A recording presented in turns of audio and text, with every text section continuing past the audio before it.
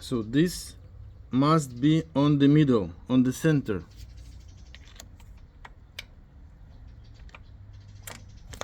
Up.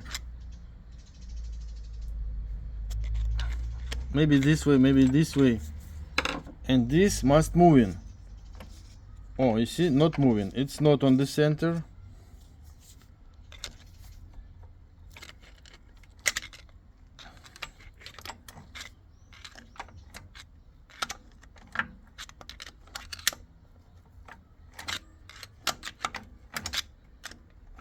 Not.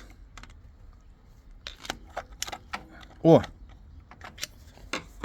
now it's on the center and it's moving. Not easy, but it's moving. Just need to be careful, don't break it.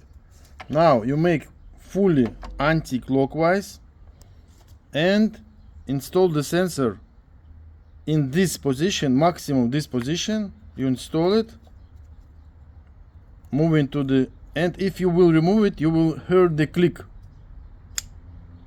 Click.